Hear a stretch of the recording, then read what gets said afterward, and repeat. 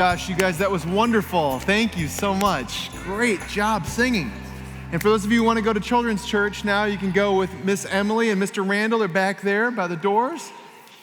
If you want to go back with your families, that's okay too. Thank you for singing in your leadership and worship. That was wonderful. I told Andrew after the 8:30 service that we might want to add a little more choreography just in all of our songs. Might be helpful. We might learn sign language. We might be able to just have some more arm movements. It would be good for everybody. Well, welcome to worship again, folks, this morning. And for those of you who are joining us for the first time in this season of Advent, as you've heard, this is the third Sunday in Advent. We are now past the halfway point in this season. And we are looking at the stories that I think many of us would say these are the familiar tales which make up the Christmas season and the season of Advent for us. In fact, truth be told, if we were being liturgical purists in the United Methodist Church, we wouldn't read the story of Jesus' birth until Christmas Eve, and we'd be doing a whole bunch of other readings that led up to that. But we've just jumped right in because, you know what? One night is too short to share all these wonderful stories and all these wonderful carols. So we're diving in early, but one of the things that we have been doing now through this sermon series that we're calling From Here to There is we are exploring these stories again. You know, many of us who grew up with these could probably tell these stories from memory. If you ran into a stranger on the street and they'd say, "Tell me the Christmas story," you could probably do it. And you'd tell about the shepherds and the wise men and Mary and Joseph and angels and all of that. Because these are so familiar to many of us who have grown up in the Christian faith. But what we oftentimes fail to notice because of these stories' familiarity is that when you look at what's actually going on in the lives of the people who are experiencing these as their life, there's a lot there.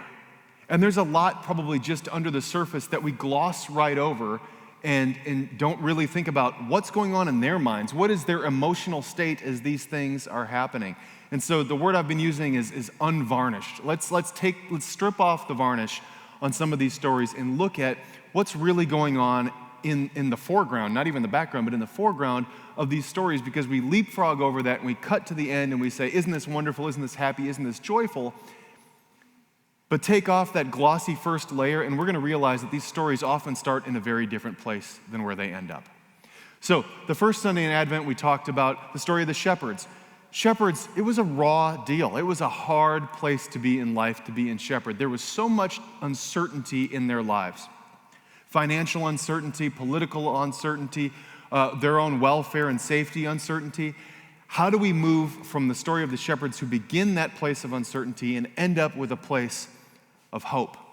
Last week we talked about the story of Mary. Again, strip away the glossiness. We're talking about a 14 or 15-year-old girl who finds herself pregnant outside of marriage and under very unusual circumstances. We have to appreciate the fact that she is probably feeling very alone in this, very isolated. That feeling of isolation and loneliness that we experience when we feel like nobody else in the world understands the circumstances that we are going through. And yet Mary's story moves from one of feeling loneliness to a place of comfort that she finds in the safety of and companionship of her relative Elizabeth. So today we're going to be looking at a story that's based in one of the most raw sort of human emotions that we can all experience and share in together, which is fear. And we're going to be working on this movement toward peace. So the movement today from fear to peace. And to do so, I'm going to share and start reading to you from a story in Matthew's gospel. And that's the place where we find the story of the wise men. Now, again, if we were being real purists about this would not even come until 12 days after Christmas on Epiphany. That's when the date of the Magi's arrival is celebrated. But we're gonna cut ahead 3 weeks early and talk about them a little bit today because the Magi's story is one that we probably know as a part of the Christmas tradition. And yet what happens immediately after their departure is where we're going to focus today. So you may remember, just as a lead up to that, the Magi, we say that there are three wise men, not because we think that there were three, but we know that they brought three gifts, the gold, the frankincense, and myrrh. And therefore, tradition has said, well, must have been three of them if they each brought a gift separately from each other. Okay, Maybe, maybe not. But they probably traveled with this large entourage. They have been watching the stars for many years.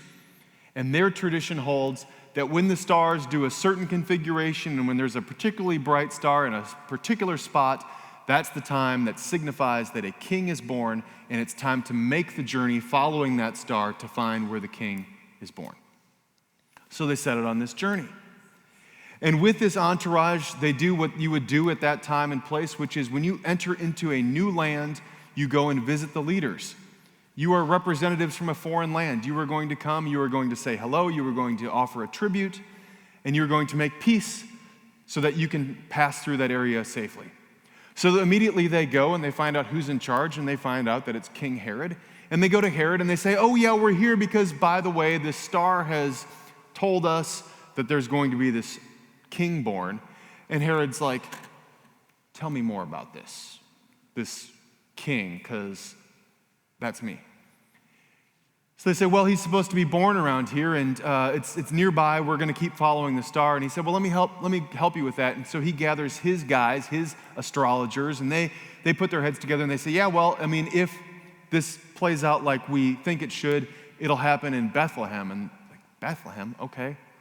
So they all go to Bethlehem, and Herod says, okay, blessings on your journey, but if you find this king, would you kindly stop back in on your way back home and tell me about where his name, his family, where to find him, all that stuff. So they go and they find Jesus, they give their gifts, there's a celebration, it's a wonderful thing, and then they're on their way back out the door. But before they go, their last night there, they have this dream, and in this dream they get this warning. And there must have been fear that struck at them because they are told, do not go home the same way that you came. Take the long detour around having to see Herod, stay clear of him, and go back to your home by a different road. And so they do. That's where we pick up this next part of the story. And that's where we pick up a part of the story that I think in the joyful chaos of the days following Christmas, this story doesn't usually get read. Matthew 2, starting in verse 13. Now, after the Magi had left, an angel of the Lord appeared to Joseph in a dream and said, get up, take the child and his mother, and flee to Egypt.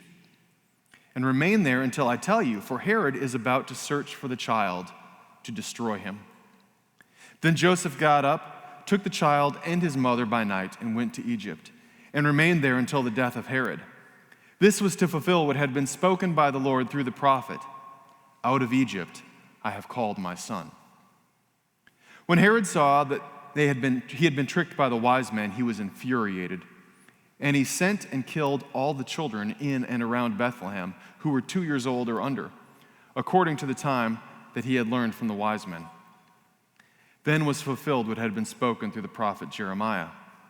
A voice was heard in Ramah, wailing in loud lamentation, Rachel weeping for her children. She refused to be consoled because they are no more. When Herod died, an angel of the Lord suddenly appeared in a dream to Joseph in Egypt and said, get up, take this child and his mother, and go to the land of Israel, for those who were seeking the child's life are dead. Then Joseph got up, took the child and his mother, and went to the land of Israel. But when he heard that Archelaus was ruling over Judea in place of his father Herod, he was afraid to go there. And after being warned in a dream, he went away to the district of Galilee. There he made his home in a town called Nazareth, so that what had been spoken through the prophets might be fulfilled. He will be called a Nazarene. The word of God for the people of God. Thanks be to God.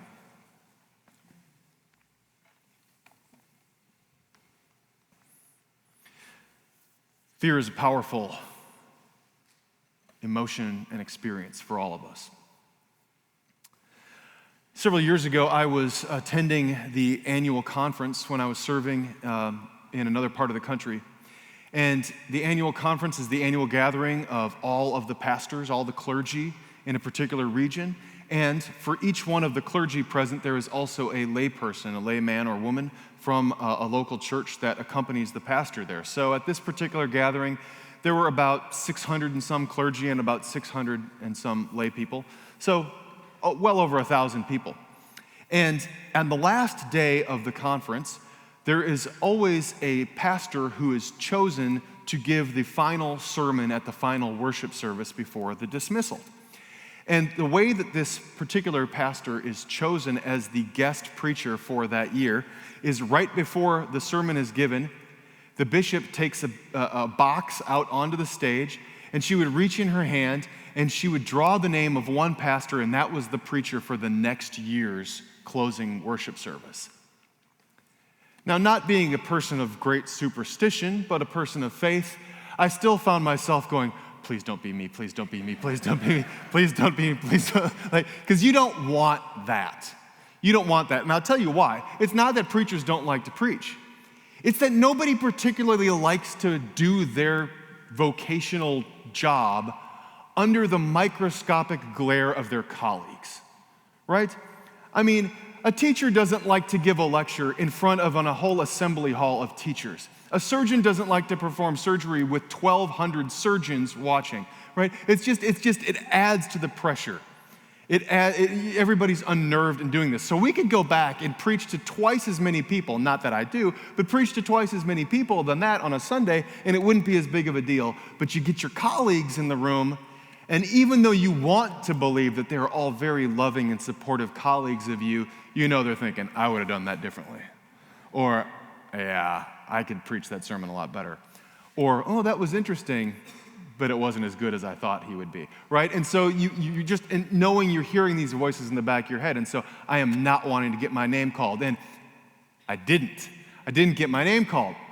She draws the name out of the box, and I don't remember whose name it was. It was a man's name. Let's just call him, Joe Jones, right? So Joe Jones gets his name called, and there's 4 strangers sitting in front of me, in the row in front of me. And the man directly in front of me crumples. Like his body language he just caves in on himself, and his friends sitting next to him go, oh, like, ooh. And I'm like, now I know who Joe Jones is, right? And so he got his name called. And he's going to be the conference preacher next year. And this man looks like he's going to be ill. He turns green. And I am just thinking, this is going to be really something to see what happens. He's going to endure now 364 days of torture, right? He's got a whole year to stew about this. Well, the conference preacher gets up, gives a sermon, it's a good sermon, and the bishop comes on stage, and she's going to dismiss all of us and offer a blessing for us to go in peace. And she says, and something has come to my attention just now that I want to share with you. Said, I understand that there are 2 Joe Joneses, one who's a pastor and one who's a layman, who's a farmer in whatever community he came from. And Joe Jones, the farmer who's been sitting in front of me, stands up and goes, thank you, Jesus, because he is not going to have to preach. I mean, this poor farmer thought he was going to have to give a sermon to 1,200 people. And Joe Jones was thinking, yeah, the preacher Joe Jones is probably thinking, yeah, it didn't help me any, but I share this because every time that Americans are polled, what is your greatest fear? Far and away, number 1 is public speaking. Public speaking is number 1. Some of you are like, yep, would rather die.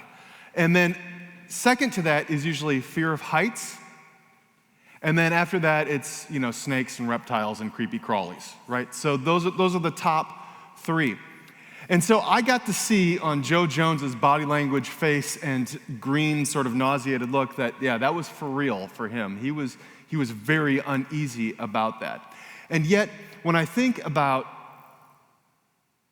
the 3 greatest fears that get named, I think, for the most part, what a position of privilege we are in as American people. That our top 3 are public speaking, heights, and snakes. Because when you think about, on a global scale, the concerns that might be faced from people around the world, I'm not sure that those make the top 10 or 20.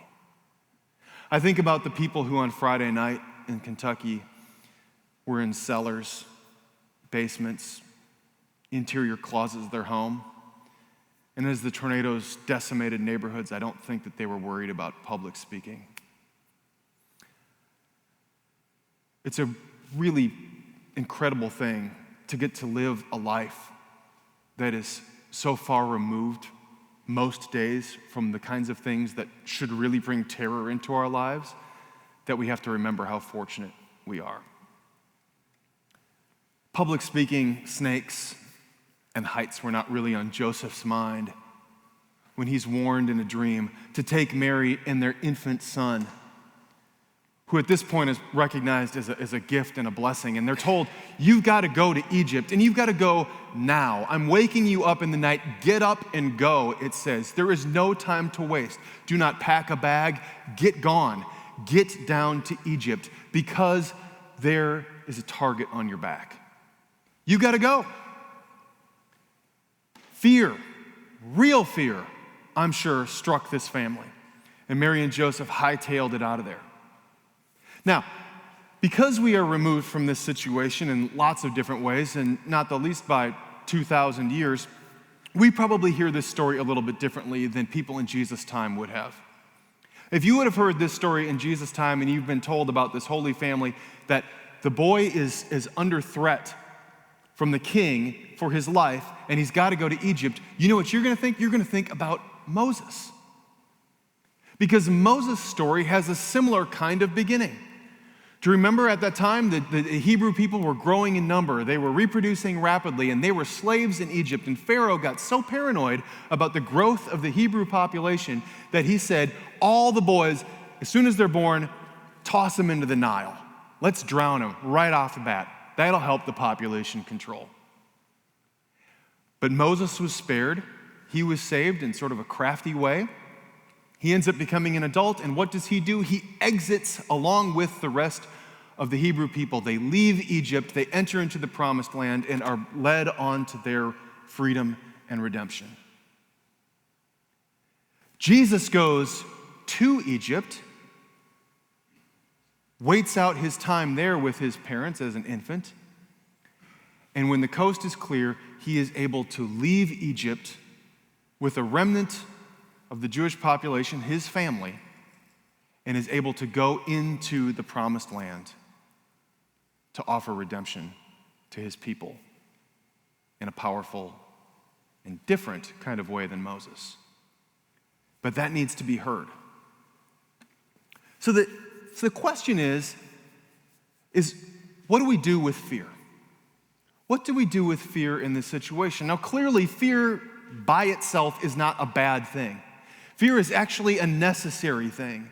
And sometimes we want to say, hey, let's erase fear because we are people of faith. But I guess I would offer a different kind of view of this whole thing, which is fear can be a gift. Fear is a God-given thing. Fear is a biological thing that we employ, which tells us when we are in harm's way, or when there is danger present, or when we might need to act in terms of preservation. So fear isn't a bad thing. We are probably alive today, and our ancient ancestors are alive because, thankfully, there was fear.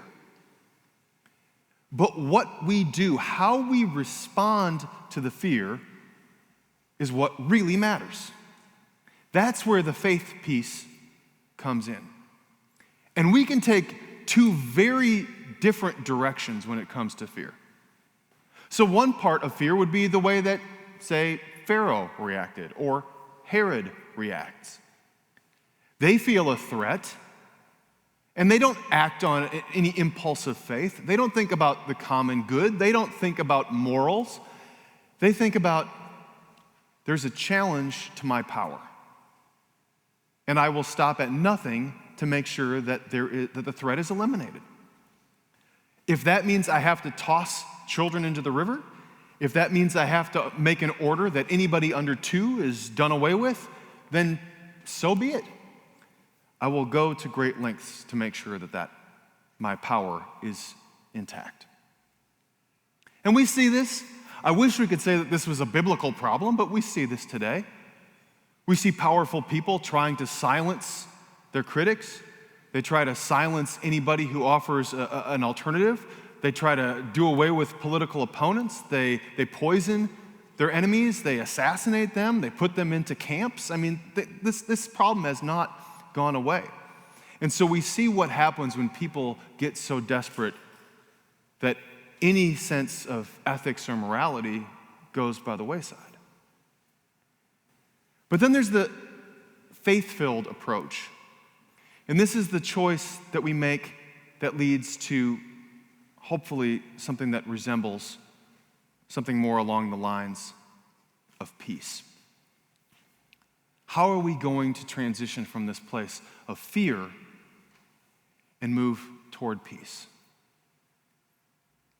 Now, when we think about this story, we have to also look at there were 3 prophecies that got named. And I bring that up only because I feel like that's sort of a loose end. If we don't talk about that piece, then we are just sort of dismissing it or casually sidestepping it because it could make us uncomfortable.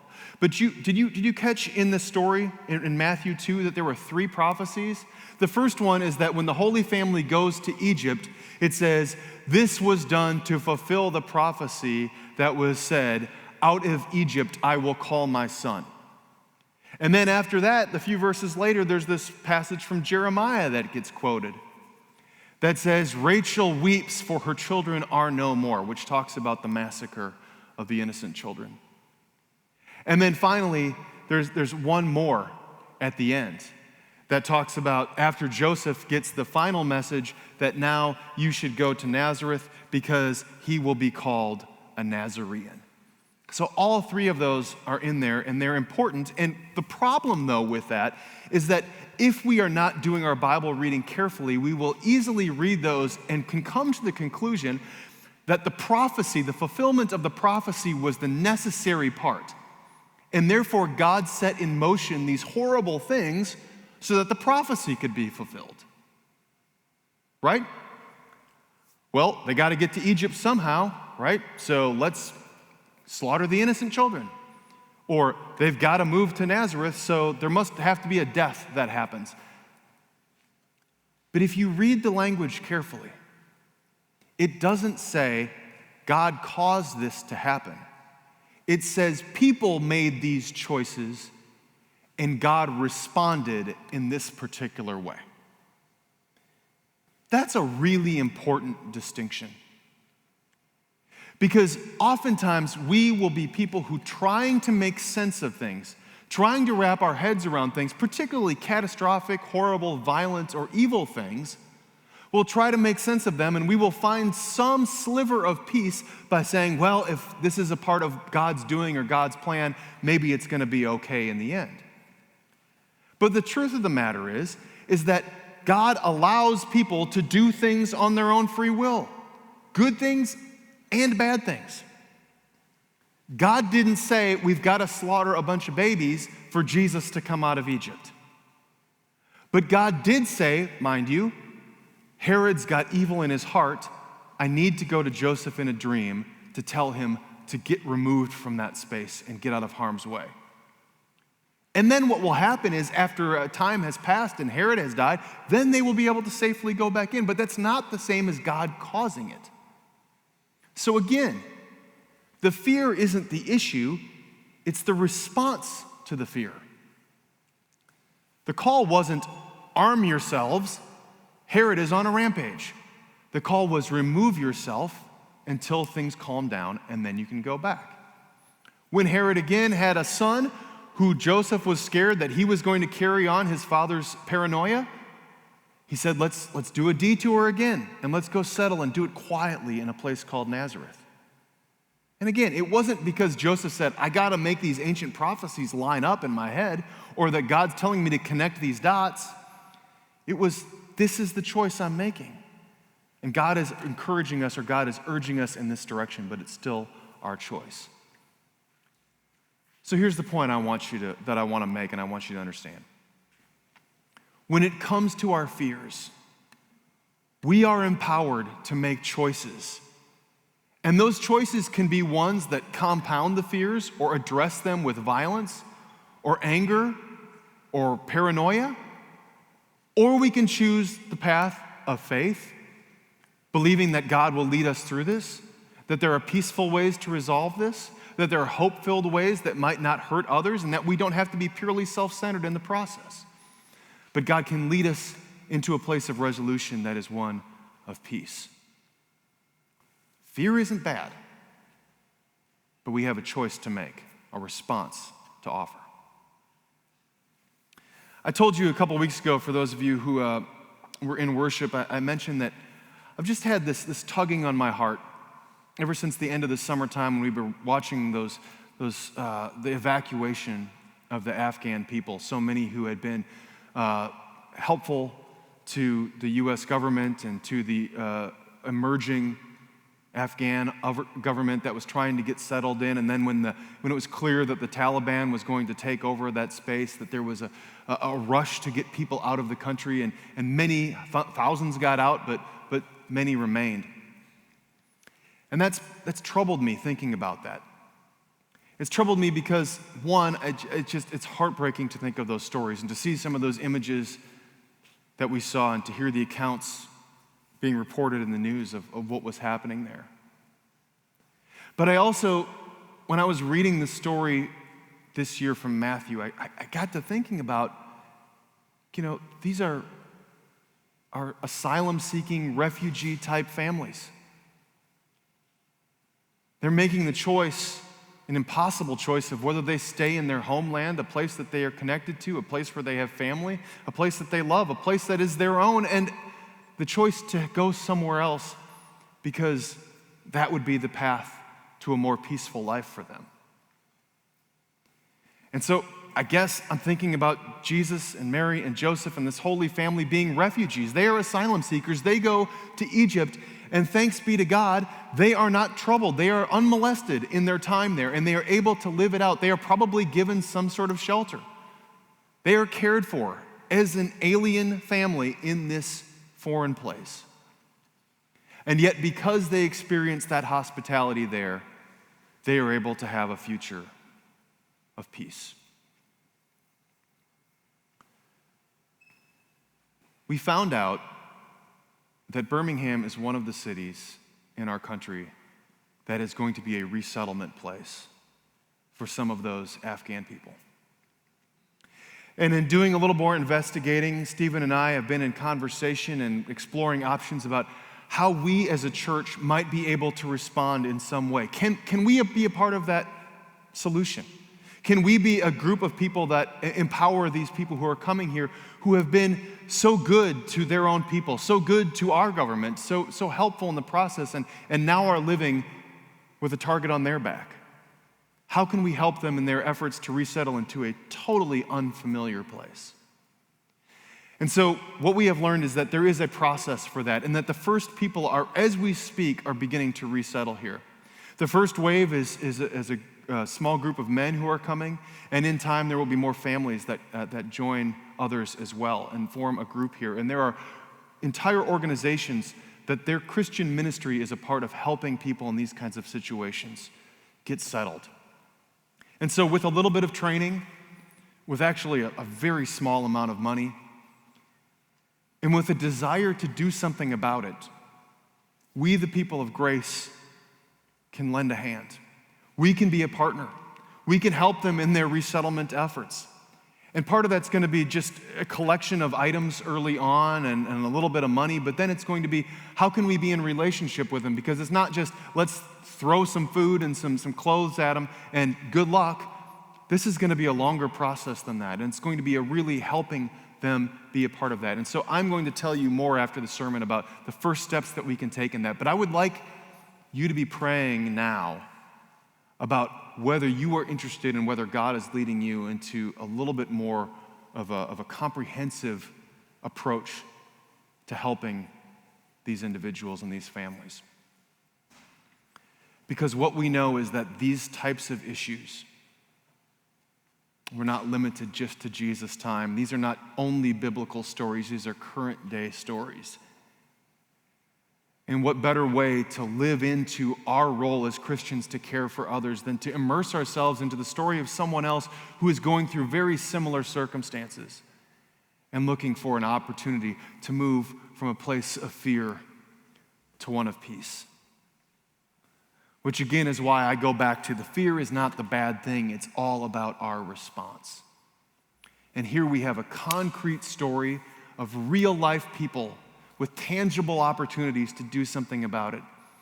And I pray that you will be in consideration and prayer about if you're going to take a part in that, because we know that they could use the help. We have the ability to make choices. God gives us that free will.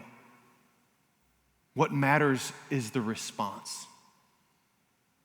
So once again, I say, as I did last week, if you arrived here today and you feel like you came to worship and you came in a place where there is fear in your life and you are facing what to do next, know that peace and the way that leads to peace is a choice that you can make, a faithful choice.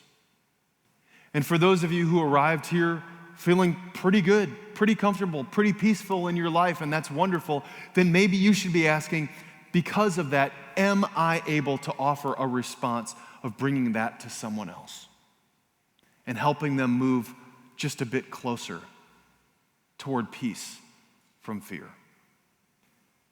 And this is the way that we engage in these ancient stories and make them come alive for us once again, because when we strip off the varnish, we'll see that at its core, these are stories about real people experiencing real things that are just as real today as they were in the time of Jesus Christ. Will you pray with me?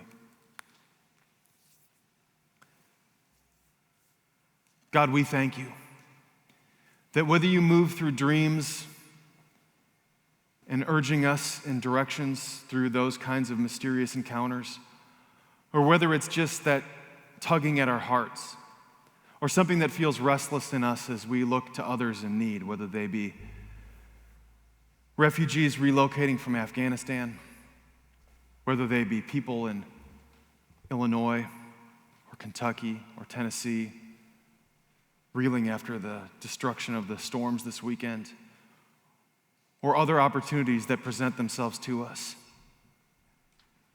Help us, oh God, to look at that fear and then respond with a choice, with an action, with a word that leads to peace. Because we know that the coming of the Christ child ushered in a brand new era when he welcomed in the Prince of Peace. So we look to lead more peace-filled lives. We seek to move away from the things that lead to death, destruction, violence, and harm. And instead, we take our restlessness, our uneasiness, our anxieties, and our fears. We entrust them into your care and ask us that you would usher us toward that place of peace.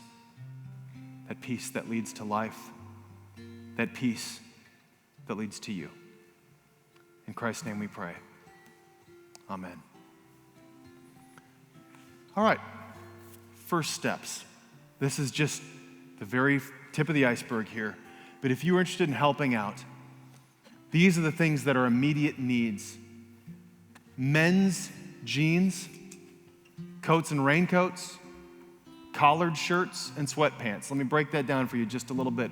Probably not a lot of traditional Afghans are going to come with a lot of jeans. They're not going to be prepared for some of the ups and downs of our climate that they're going to encounter here in Birmingham, so they're going to need those coats. Collared shirts, it's just a matter of custom that Afghan men typically do not wear shirts without collars on them. So skip the t-shirts, just collared shirts, please. And then sweatpants are fine as another option. But we're going to start collecting those, and we're going to continue to collect them until we hear back that they don't have any more need for that. And because the first wave of people coming are just men who are helping primarily as interpreters for the Americans that were helping to rebuild the Afghan government, these are adult male sizes that we need right now, and we'll adjust that as the need changes. But I remind you, if we're looking for a theological and biblical grounding for that, Heed these words. When a foreigner resides among you in your land, do not mistreat them. The foreigner residing among you must be treated as your native born. Love them as yourself. For you, and I would add Jesus and his family, were foreigners in Egypt. I'm the Lord your God. Thanks be to God.